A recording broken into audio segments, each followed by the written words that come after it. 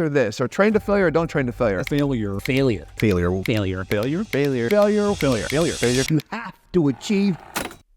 It's 2024 and we're still talking about training to failure. And I get it, okay? Every serious lifter has gone through a point of overthinking every decision for what is right and wrong because of so much information available today. So I'm here to clear some things out. Today I'll talk about training effort and failure. So this video is going to be split into 4 parts. How failure is defined, what does the science say about it, what happens at failure, and when should you use it. I'll also go through some training of the great bodybuilders and explain how they managed to succeed with or without failure at the end of the video, so make sure you stick around. I've managed to find 3 definitions of failure with completely different meanings. The first one being volitional failure. This is the point in a set where you decide to stop it because you feel like you went all out. I'll let you on a secret. It's a fucking joke. An extreme example, but imagine doing a 10 rep max squat and stopping at 2 reps because you thought you went to failure. This is sadly the type of failure we see most often in gyms because people have no drive, no attention, no focus, no motivation, and no willpower in the gym. The next one is momentary muscular failure, or the inability to complete another full range rep despite providing maximum effort. So even with a gun to your head, your biceps still can't curl the weights. I'm gonna use this definition throughout the video because when we're talking about hypertrophy and muscle growth, the muscle needs to experience enough mechanical tension to induce a growth response, and this one is the closest by far.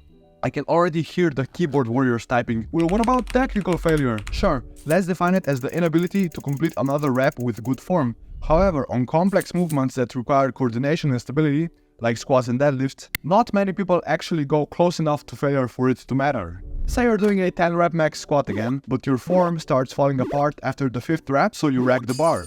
You're right, you couldn't perform another perfect rep, but your quads don't care. Why? Because all they know is mechanical work and you left them at 5 reps in the tank. So don't be surprised if you're looking the same for a year after hyper-obsessing over technique. Technical failure is also very tricky in practice because you have to ask yourself, how much form breakdown are you going to tolerate? While doing curls, some shoulder motion is completely natural, but if you're training to perfect technical failure, then you better be using those pink-ass dumbbells for Zumba class.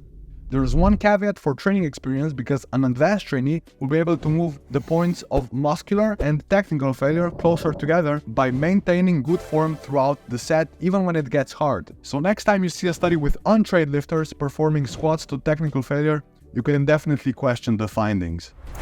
Interestingly, there's a lot of research comparing failure to non-failure training, which is good to hear, right? If you only read the abstract. The problem in these studies is that the distinction between control groups is way too large. For example, in this meta-analysis, most of the studies used were comparing failure versus 5 reps in reserve, which is a warm-up set basically.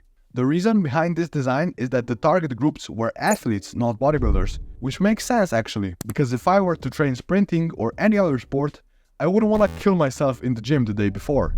What they found was that failure sets induced much more fatigue and took longer to recover from. What? No way. What? I was searching through PubMed like crazy to find a relevant study and I couldn't find anything. Like in Fortnite when you're in the store looking for heals, until I found this masterpiece. We received a great paper this year comparing failure and 1 to 2 reps in reserve, and it's an amazing one for a couple of reasons. This is how it went. They only picked subjects with at least 3 years of training experience and had them perform a leg extension with failure sets on one leg and 1 to 2 reps in reserve on the other. What's great about it is you completely eliminate all genetic variability between subjects because each person was their own control. And another brilliant move by the authors was that they matched training volume to each individual's past experience. So if person A and person B came into the study and person A was doing 20 sets for quads and person B was doing 10, they allowed them to keep doing the same amount of sets because if they were like, yeah bro, let's put them all in 15 sets, who cares? The results might be skewed because not all subjects were adapted to their volume. They also did pre-testing to check if their RIR gauge was accurate enough and had them eat in a calorie surplus. Overall, the muscle growth between failure and non-failure was equal, but what is more interesting is that volume load, aka the number of repetitions, was also equal. That's because the failure group saw greater losses in reps throughout the session because going all out on every set means coming to the next one with more fatigue. The conducted training to failure is not necessary for muscle growth, only under the condition if you know where failure is, because a lot of people think they're going harder than they actually are. Take a look at the last rep of this dumbbell curl. I do try to curl it, but I quickly realize it's not going anywhere, so I drop it. How about this one? I do my best, try to grind it for a couple of seconds and then drop it. And this last one, going all out and holding it for as long as possible and then slowing on the way down, just like Mansour did. Lyle McDonald calls them low, medium and high volume failure because the stimulus from these sets might be different. However, there's a huge gap in how much fatigue you're generating. But where does this claim come from? For those that don't know, stimulus is a signal to the muscles to grow bigger and stronger, while fatigue is a temporary reduction in performance, so until it hasn't fully disappeared, you won't be able to perform as well as you did last time. Back to the point, on social media, the term stimulus to fatigue ratio used to be the big buzzword before the stretch-mediated hypertrophy came, and everyone was saying that training to failure produced a disproportionate amount of fatigue compared to the stimulus. Here's an imaginary example. At 2 reps in reserve, you get 90 units of stimulus and 90 units of fatigue. At failure, you get 95 units of stimulus and 110 units of fatigue. And because the body has a limited amount of fatigue units it can recover from, it would be ideal to get the best stimulus to fatigue ratio from each set. So in a perfect world, you'd never want to go to failure, but that's not how it is. So far, we've only covered theory, but nothing practical yet. So I present to you the FIT equation, which stands for frequency or how often, intensity or how hard, time or how long, and type of exercise. It was originally designed for cardio training, but if we change time to volume and type to exercise choice, it's a perfect equation for bodybuilding too. Excluding the exercise choice, let's define each one with low, medium, and high parameters, because these three are in an inverse relationship with each other, meaning that if one goes up, the other one or two must go down. Here's some examples.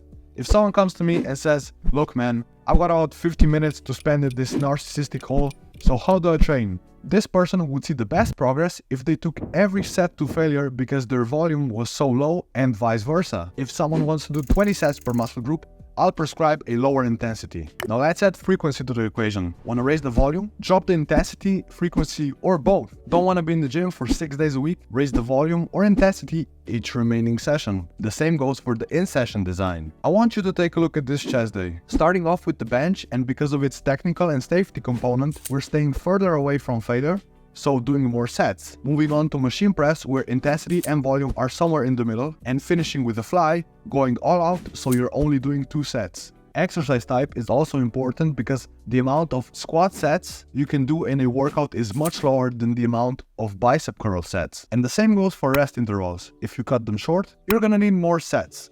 As you can see, with all of these variables, there's a million different situations, so I hope you understand the concept, because if you don't, this next part isn't gonna make any sense to you.